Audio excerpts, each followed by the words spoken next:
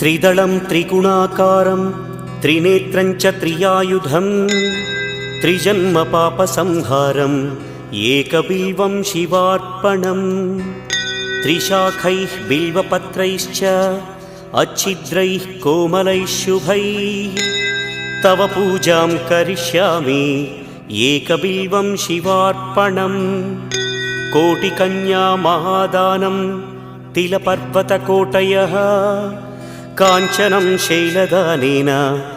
एकबिल्वं शिवार्पणम् काशीक्षेत्रनिवासं च कालभैरवदर्शनं प्रयागे माधवं दृष्ट्वा एकबिल्वं शिवार्पणम् इन्दुवारे व्रतं स्थित्वा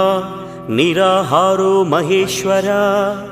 नक्तं हौष्यामि देवेश एकबिल्वं